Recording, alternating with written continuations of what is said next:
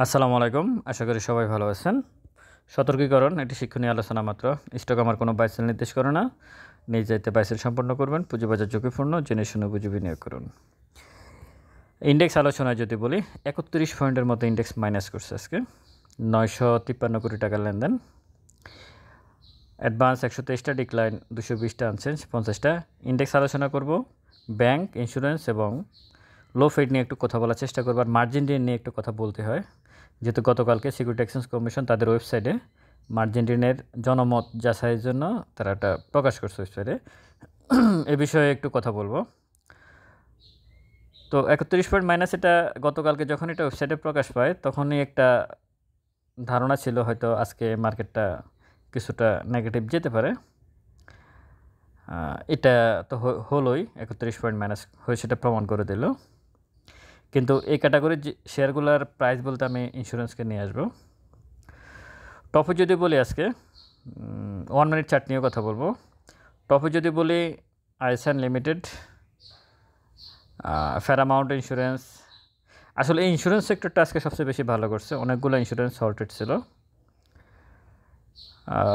এখানে ইন্স্যুরেন্স ভালো করার অন্যতম কারণ ছিল যে এই ক্যাটাগরির শেয়ারগুলো মার্জিন ঋণ পাবে। মার্জিন ঋণের একটা বিশেষ ছিল, মার্জিন ঋণের যে বিষয়টা নতুন করে দেখা দিচ্ছে সেটা হচ্ছে বি ক্যাটাগরি, জেড ক্যাটাগরি এবং এখানে অনেকগুলো শর্ত দিয়ে দেওয়া হয়েছে যারা মার্জিন ঋণ পাবে না। কমিশন সংস্কার কমিটি যেটা চেষ্টা করছে মার্জিন ঋণের বিষয়ে, এটা যাতে অহরহ যে কেউ না পায়, ভালো দিক।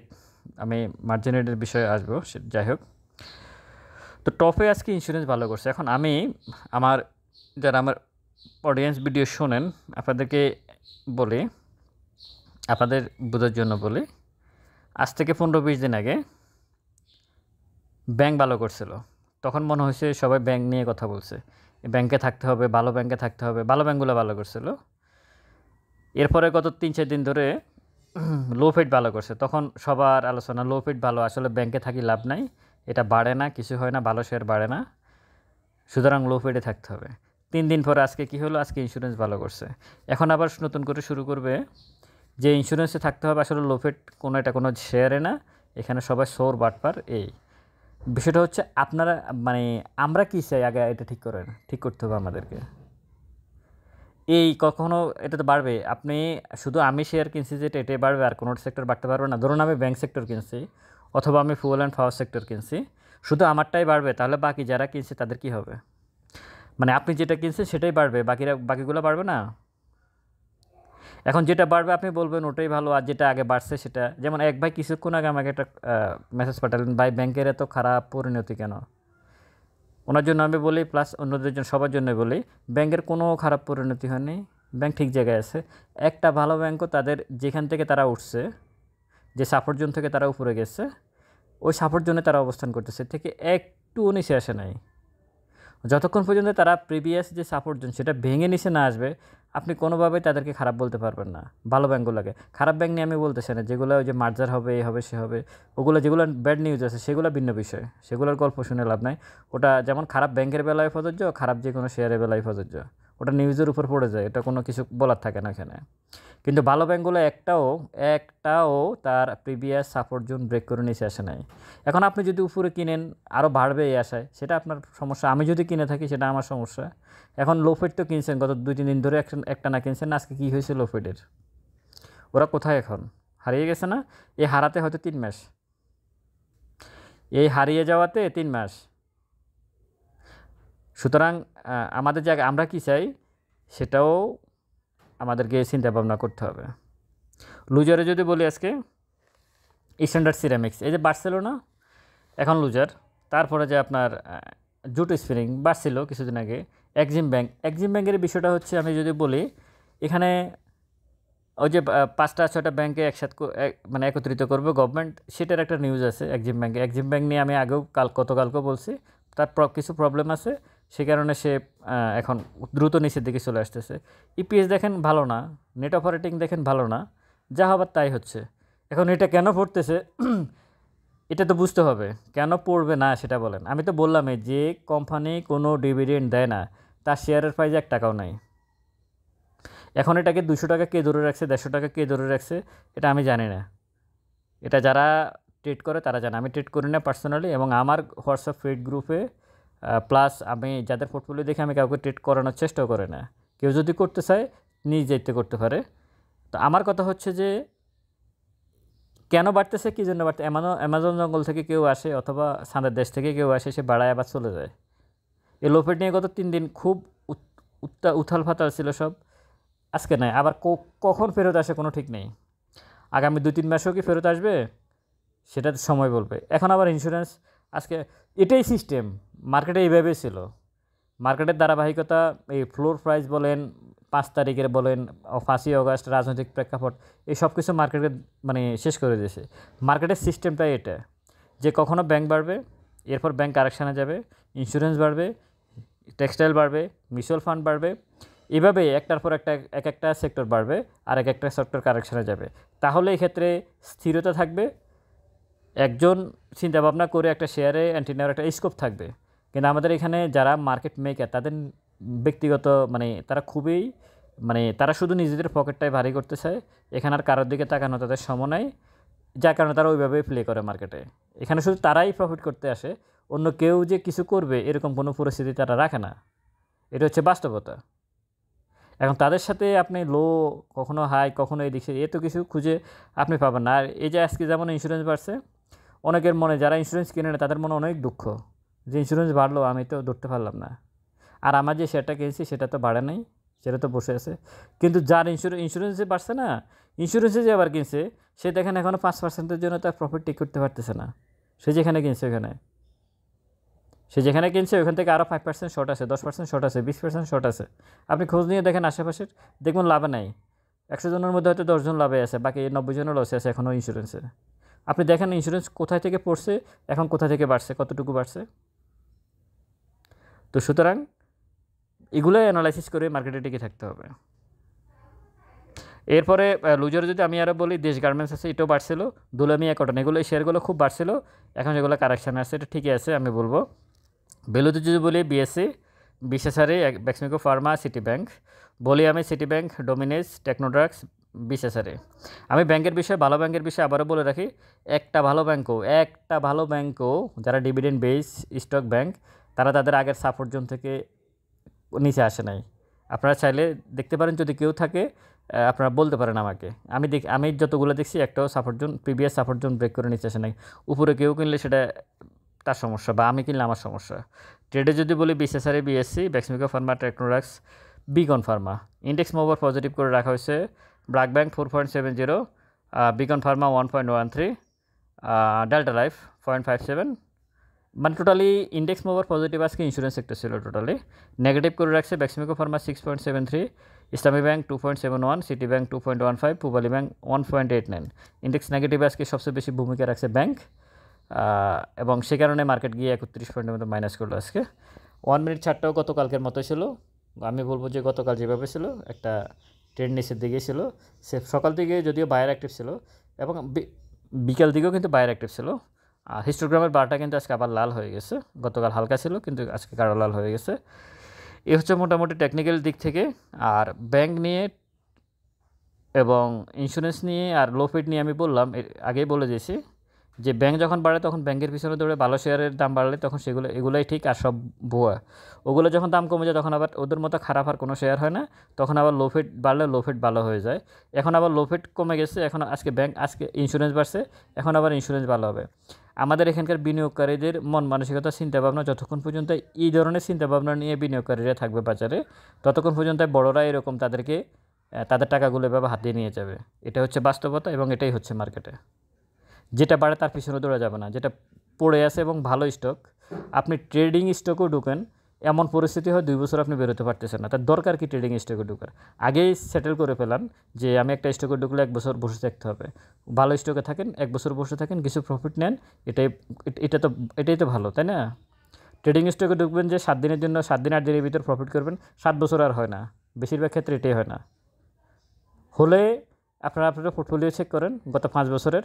আমি এখানে একটা বিষয় বলে রাখি, আপনি গত 2 মাসে 1 কোটি টাকা লাভ করছেন, এটা কিছু যায় আসে না। গত 5 বছরে আপনি 10 লাখ টাকা লাভ করছেন কিনা এটা বলেন, এটা ইম্পর্টেন্ট বিষয়টা শুনতে চাই। আপনি গত 1 সপ্তাহের ভিতরে 50 লাখ টাকা লাভ করছেন, এটাতে আমার কিচ্ছু যায় আসে না ট্রেড করে।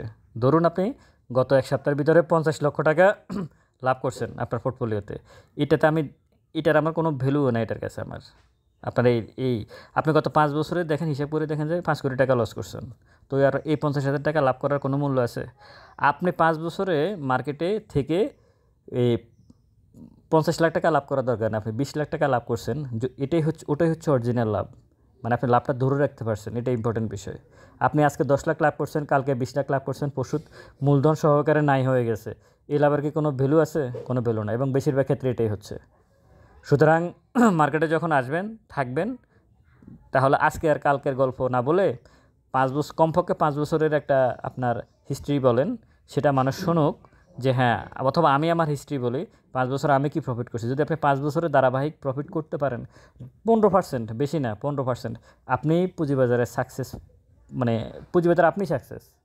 সেটা আছে কিনা, সেটা আপনার পোর্টফোলিওতে আছে কিনা, আপনি অ্যানালাইসিস বিগত দিনের হিসাব নিকাশ করে দেখেন 5 বছরে কী পরিমাণ আপনি প্রফিট করছেন। টোটালি 15% যদি আপনি প্রফিট করতে পারেন, আপনি এখানে সবচেয়ে বেশি জ্ঞান, মানে আপনার সবচেয়ে বেশি জ্ঞান আছে মার্কেটে। আশা করি বুঝতে পারছেন।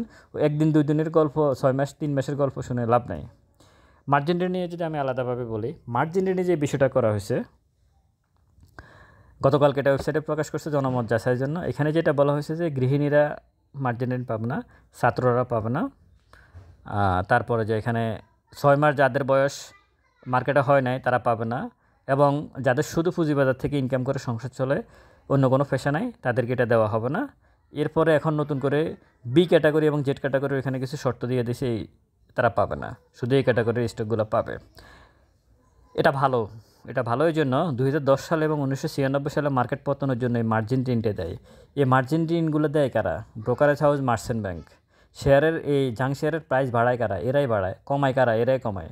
আবার মার্জিন ঋণও এরা দেয়। আচ্ছা, যারা মার্জিন ঋণ নেন, যারা মার্জিন কোড আছে যাদের, আপনি কার থেকে ঋণ নিচ্ছেন? মার্চেন্ট ব্যাংক থেকে বা ব্রোকারেজ হাউস থেকে? আপনার এত জ্ঞান হয়ে গেছে, আমার এত জ্ঞান হয়ে গেছে, আমি মার্জিন ঋণ নিচ্ছি ওদের থেকে, এত জ্ঞান আমার।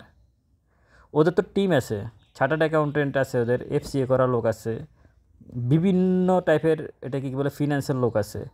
তারা নিজেরা শেয়ার মার্কেটে, তাদের টোটাল টিম, তারা ক্যালকুলেশন করে শেয়ার মার্কেটে ইনভেস্ট না করে আপনাকে 15-16% সুদে আপনি তাদের থেকে লোন নিচ্ছেন। লোন নিয়ে আপনি শেয়ার বাজারে ইনভেস্ট করে প্রফিট করে আবার তাদের লোনও পরিশোধ করবেন, আপনিও প্রফিট করবেন। এত জ্ঞানী হয়ে গেছেন। মানে এতটুকু বোকা মানুষ আমাদের মার্কেটে কিন্তু আছে।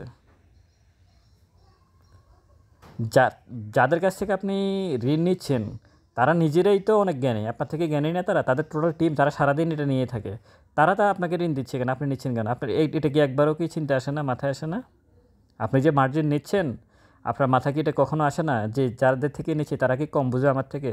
তাহলে তারা পারতেছে না কেন? তারা আমাকে টাকা দিবে কেন? তারা নিজেরাই তো শেয়ার কিনে প্রফিট করতে পারে।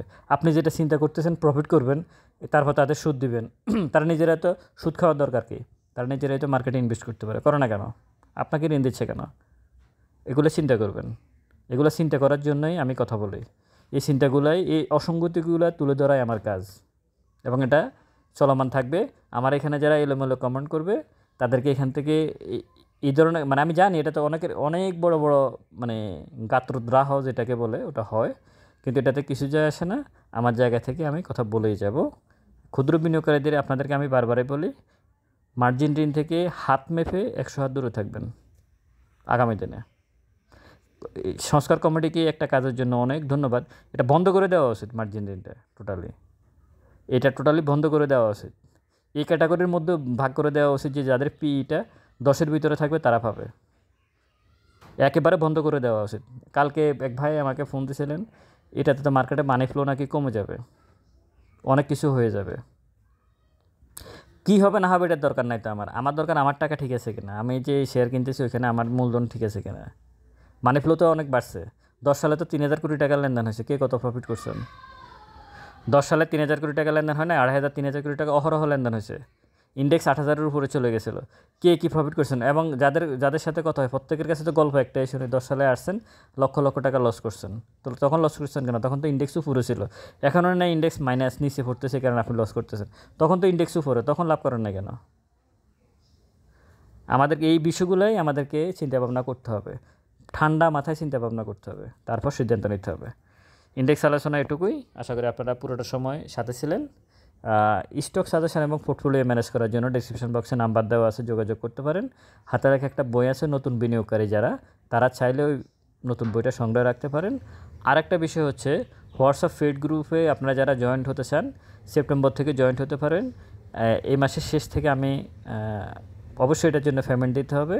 এখানে যারা ট্রেড করেন তারা এখানে জয়েন না হওয়াই ভালো, কারণ আমার এই হোয়াটসঅ্যাপ পেড গ্রুপে কোনো মানে ট্রেডিং স্টক দেওয়া হয় না, এখানে শুধু ফান্ডামেন্টাল স্টক দেওয়া হয়।